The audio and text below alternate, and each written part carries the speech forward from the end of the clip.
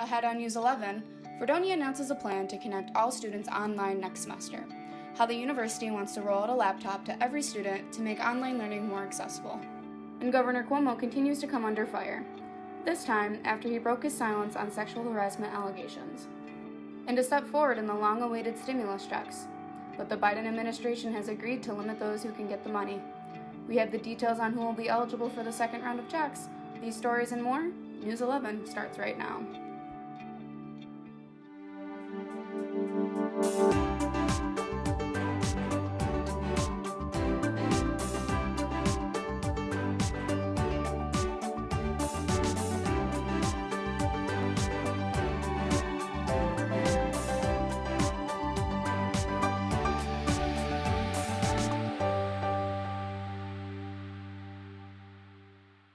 Welcome to News 11. I'm Hope Winter. And I'm Dee Thomas. First time at the anchor desk. How does it feel, Dee? Definitely nerve-wracking. I've never done this before. I'm usually sticking with sports, but I'm going to change things up. I am sure you're going to do great. Now, first in local news, SUNY Fredonia is launching a Fred laptop program beginning in the fall of 2021. Incoming freshmen will be the first to participate in the Fredonia has partnered with top manufacturers, and students will be able to sign up purchase a laptop with their lease-to-own program. Students can purchase the entire laptop for a single payment in one semester or in a 4-semester payment plan. Fredonia's president, Stephen H. Colson Jr., says that the vision is that a laptop will provide access to all of Fredonia's digital tools, device standardization, and academic instruction, and the ability to convert to online classes if needed. Incoming freshmen can now log onto Your Connection to sign up. This week, Fredonia started another round of COVID vaccinations prepared for this Monday, March 8th. Yesterday, the Chautauqua County Health Department announced 3 new vaccination opportunities for people who are currently qualified to get the vaccine. People who are eligible for Phase 1 as essential workers were able to sign up for the Moderna vaccination offered this Monday, as well as people eligible for being 65 and older or underlying health conditions over the age of 18. This week, the 3 eligible groups were offered in different sign-up spots, ensuring there is a variety of people being vaccinated here at Fredonia this Monday. And the Johnson & Johnson vaccination is now approved and only 1 shot. That means more people across the country can get vaccinated even quicker. This week, the Chautauqua County Health Department is also offering a standby list for people to sign up for, in case there are extra dosage available. However, this standby list does not ensure participants a dosage, and participants must be in the parking lot of Steele Hall around 2 p.m. ready to receive the vaccination. And we have some sad news this week from St. Bonaventure University. President Dennis DePiero passed away Monday morning after battling COVID-19 for 2 months. He was 62 years old. Dr. DePiero was admitted to Syracuse Hospital on December 29th after testing positive on Christmas Eve. In mid-January, he was placed on a ventilator. The St. Bonaventure provost said, quote, "I know when people die, it becomes cliche to say things like, he was a great leader and even a better human being, and yet that's the absolute truth with Dennis. We are heartbroken," end quote. Dr. DePiero became president in 2017 and since then saw 3 largest incoming freshman classes in the last 11 years.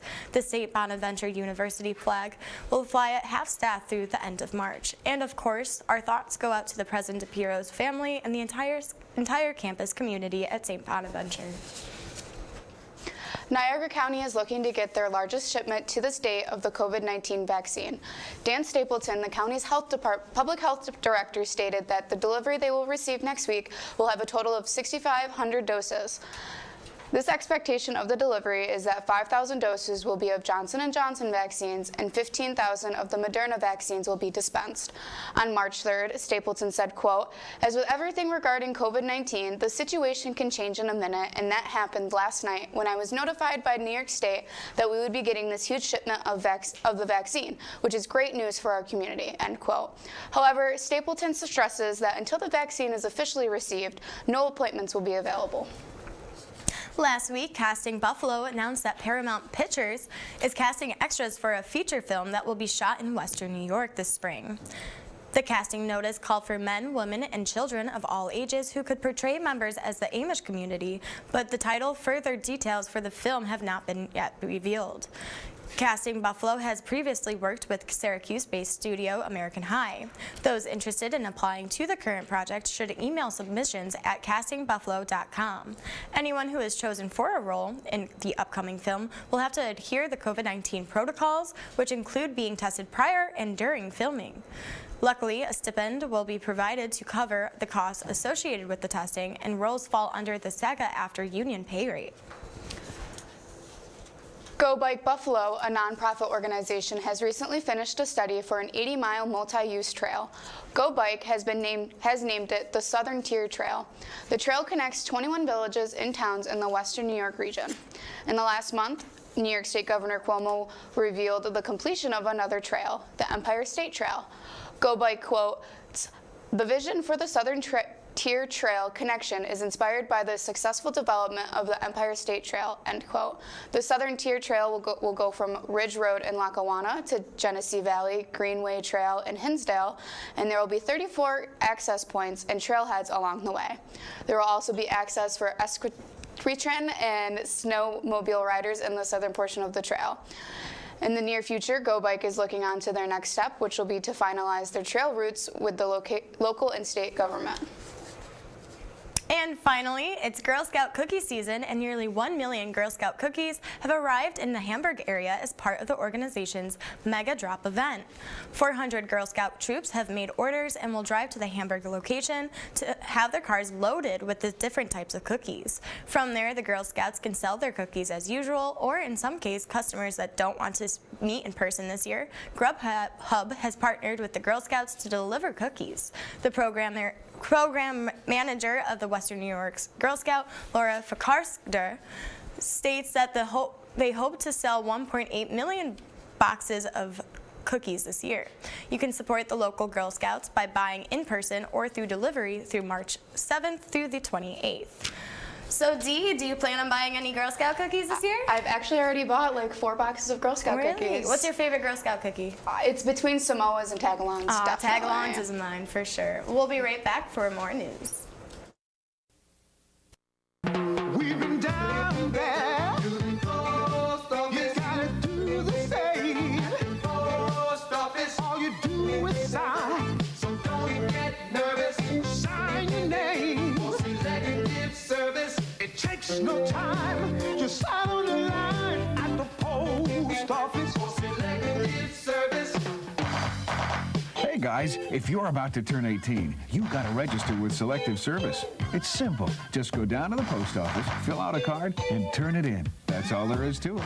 There's no draft now. You're just adding your name to Selective Service's list in case there's a national emergency. So if you're 18 now, selective service, you gotta get down to the post office. Register with Selective Service. It's quick, it's easy, and it's the law. Takes no time. Just sign on the line at the post office. Selective service.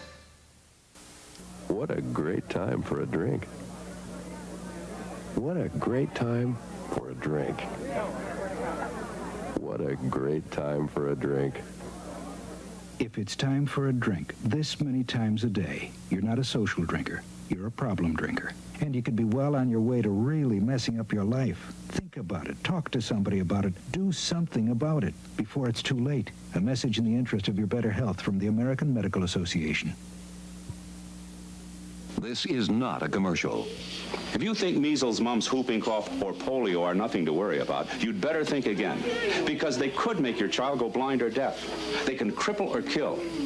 To protect children, you have to get them immunized. Get them their shots. It costs nothing or very little, so get it done now by your doctor or local health center. Your child's future is in your hands. Don't let her down. A message in the interest of better health from the American Medical Association.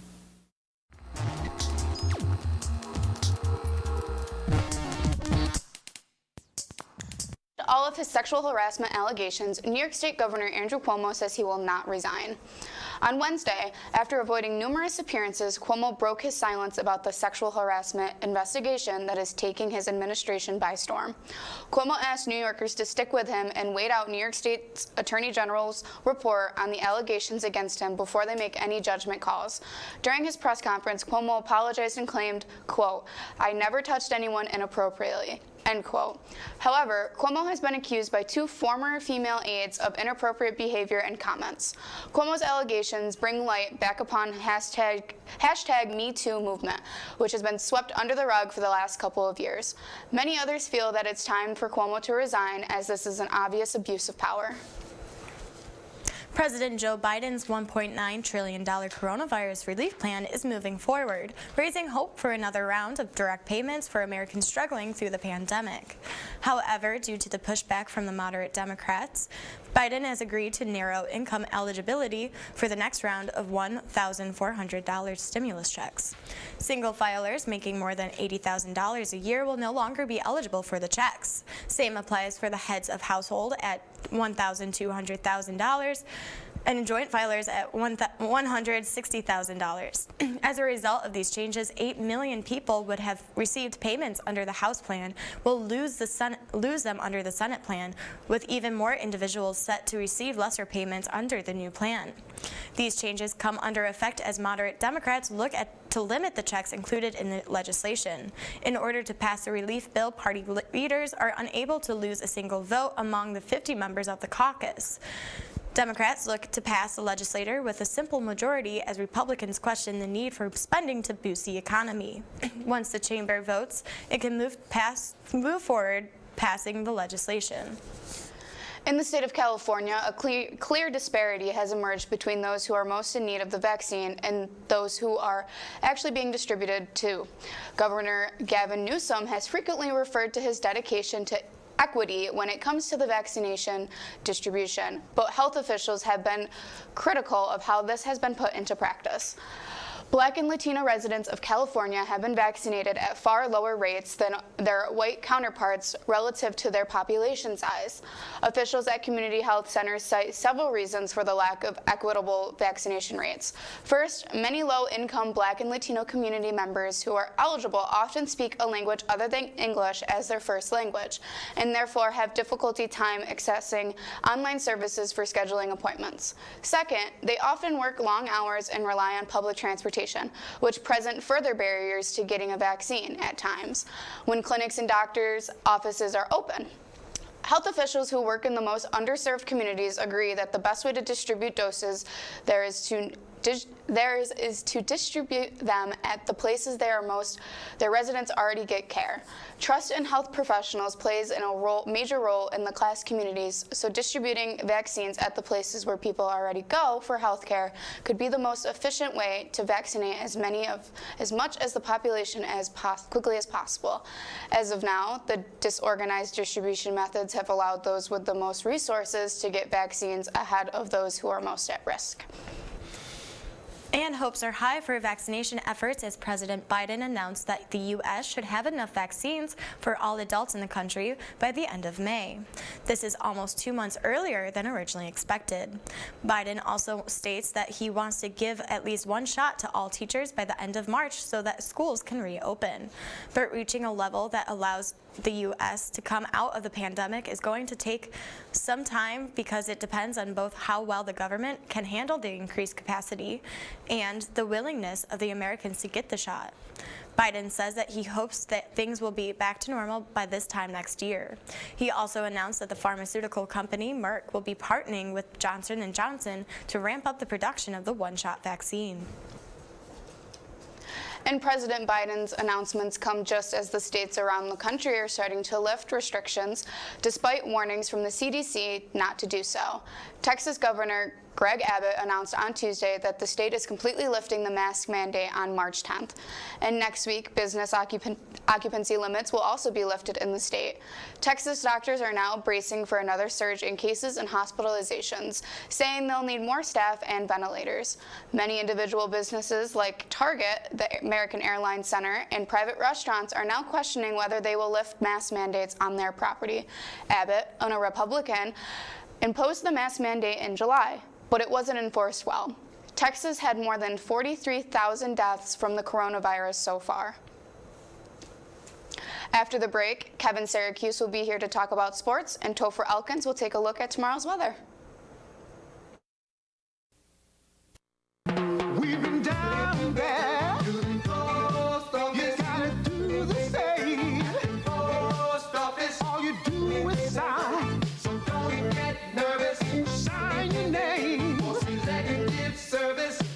Takes no time, just sign on the line at the post office for Selective Service. Hey guys, if you're about to turn 18, you got to register with Selective Service. It's simple. Just go down to the post office, fill out a card, and turn it in. That's all there is to it. There's no draft now. You're just adding your name to Selective Service's list in case there's a national emergency. So if you're 18 now, Selective Service, you gotta get down to the post office. Register with Selective Service. It's quick, it's easy, and it's the law. Takes no time, just sign on the line at the post office for Selective Service. What a great time for a drink. What a great time for a drink. What a great time for a drink. If it's time for a drink this many times a day, you're not a social drinker. You're a problem drinker. And you could be well on your way to really messing up your life. Think about it. Talk to somebody about it. Do something about it before it's too late. A message in the interest of your better health from the American Medical Association. This is not a commercial. If you think measles, mumps, whooping cough, or polio are nothing to worry about, you'd better think again, because they could make your child go blind or deaf. They can cripple or kill. To protect children, you have to get them immunized. Get them their shots. It costs nothing or very little, so get it done now by your doctor or local health center. Your child's future is in your hands. Don't let her down. A message in the interest of better health from the American Medical Association.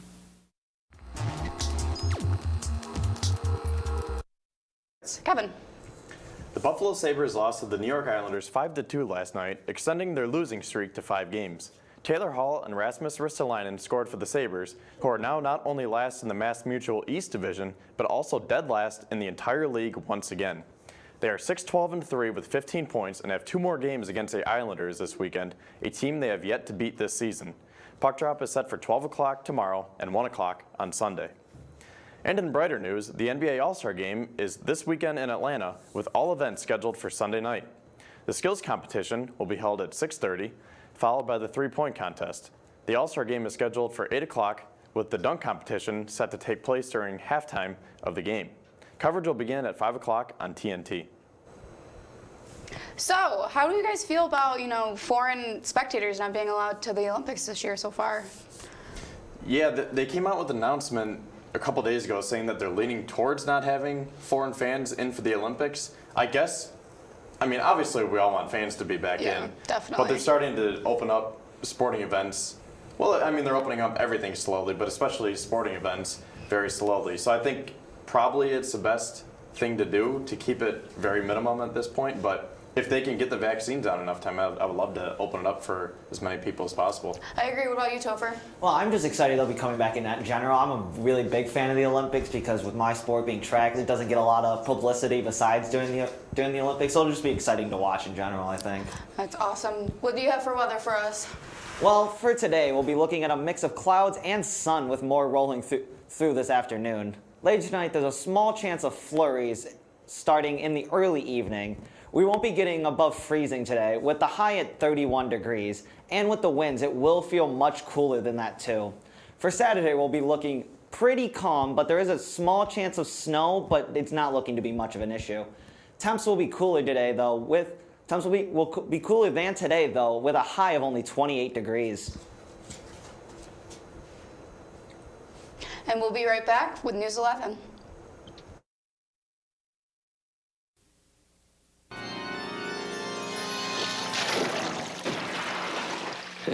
Different kinds of pipes that freeze for different reasons. To protect yours, wrap insulation around exposed pipes. If a hard freeze is forecast, open the doors under sinks and let the hot and cold faucets trickle overnight.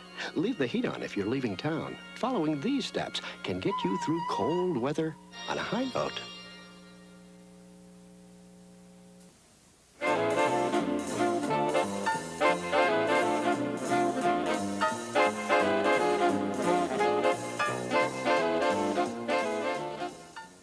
During World War II, recycling was a way of life on the home front. Rubber, tin cans, cooking grease, paper, scrap iron, those and many more items were recycled for the war effort. It was a time of crisis. The nation desperately needed new sources of raw materials. Millions of Americans were united in a common cause. Today we face a crisis no less real, but of another sort. A solid waste crisis that can no longer be ignored. We are simply running out of places to put our garbage. With your help, we can meet this new challenge as well. Source separation and recycling will save valuable space in our landfills and help protect our drinking water and the air we breathe. Together, we Americans can win the war against waste. Start recycling today.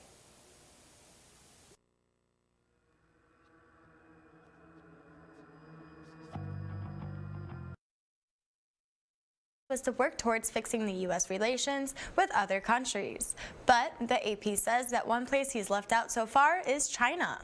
While Biden is imposing new sanctions or verbally attacking China like Donald Trump did while he was in office, he hasn't backed down anything that Trump did to impose, like tariffs, restrictions on Chinese journalists and diplomats, or criticism of the Chinese action in Tibet or Hong Kong. The U.S. and China are the world's two biggest economies, sorry about that, and emitters of the greenhouse gases, so tension between the two can leave its mark around the world. The AP goes on to say that both countries think that they are in a duel for world dominance, so neither wants to ease up. Part of the lack of action from the Biden administration comes from Trump's rhetoric during the campaign to try to paint Biden as soft on China. Chinese officials have called the U.S. to roll back the Trump's presidency sanctions, but officials in the Biden administration have promised to contain Chinese threats, something that many Democrats and Republicans agree on. Biden's nominee for CIA Director William Burns says, quote, "Outcompeting China will be the key to our national security in the decades ahead," end quote. Wednesday marked one of the deadliest days in Yangon, Myanmar. Demonstrators have flooded the streets across the country since the military seized power and ousted the elected government of leader Aung San Suu Kyi. Wednesday, Myanmar security forces were seen firing slingshots at protesters, chasing them down and brutally beating them. A UN official from Switzerland said that 38 people were killed. As part of the crackdown, forces have arrested hundreds of people, including journalists. Associated Press journalist Thein Zwan was arrested for photographing security forces, charging anti-coup protesters. A video shows him being held in chokeholds as handcuffs are placed on him. Authorities charged Zha and 5 other members of the media for violating public order law and may face up to 3 years in prison. These escalations have led to an increase of diplomatic efforts to resolve Myanmar's political crises, but there seems to be few viable options. Today, the UN Security Council plans to hold a closed meeting to discuss the situation further. And in other news, a yearly fashion tradition is now open for worldwide viewing. Paris Fashion Week runways are now taking on a new path via online viewing. The 8-day event, which is usually only exclusive for people around the New York City, London, Milan, and Paris areas, are now available for the viewing around the world. Over 90 brands are participating in the Paris Fashion Week this year. While this year airing the show online seems the most practical, they know that these shows cannot be held digital every year to get the same effect as in-person viewings. And before we head over to Topher again, this week's odd news. As if the past year hasn't been crazy enough, scientists have proved that there are officially glow-in-the-dark sharks living off the New Zealand South Island.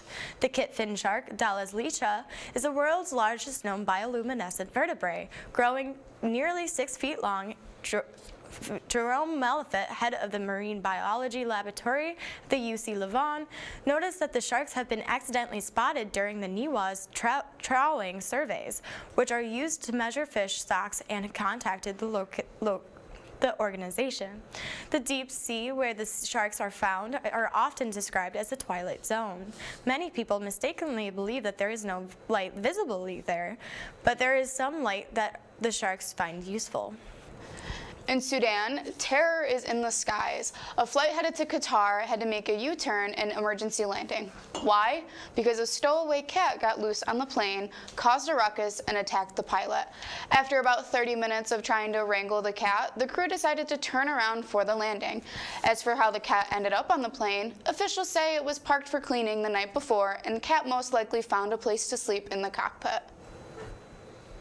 And finally today, a heartwarming story that feels straight out of a movie. After 9 years of friendship, two women have recently found out that they are biological sisters. Cassandra Madison and Julia Tonetti both met in 2013 while both working at a Russian lady restaurant in New Haven. The two have quickly became friends and bonded over being adopted and having similar tattoos. The two both suspected that they might have been related, but Tonetti's adoption paperwork made it seem biologically connected to be impossible. Recently, Madison learned from her biological father that the family who had another daughter was also put up for adoption as well. Last month, Madison and Tonetti both took DNA tests confirming that they were in fact sisters. How sweet is that? Could you imagine like finding out your best friend is your actual sister? That is some crazy story. I could not imagine that ever happening to me, that's for sure. I know. Me and my best friend, she has like big red hair. Like there's no way we're related. No, my best friend is super, super tan, and here I am, not tan at all, so. All right, Topher, what is the weekend gonna look like with the weather? Well, to end our first weekend in March, we'll have some early cloud cover in the morning, but that sunshine should be gradually showing throughout the day. It'll be just as cool as Saturday, but no need to be worried because the start of the school week looks to be a great day. Monday, temps will jump up to 45 degrees, which should feel pretty warm and a nice change compared to the chilly weather we've had recently. Also, there shouldn't be any precipitation on Monday either, so a nice overall little preview to spring. It'll be nice to have some warmer weather this weekend for sure. Hopefully we can break out our shorts. Oh my gosh, I can't wait. I want the sunshine here already. It's sunshine. It's super sunshiny today, but it's still cold. I know. Well, that's it for News 11 today. Thanks as always to our crew in the control room and in the studio. We'll be back next week with more news. Have a great rest of your day.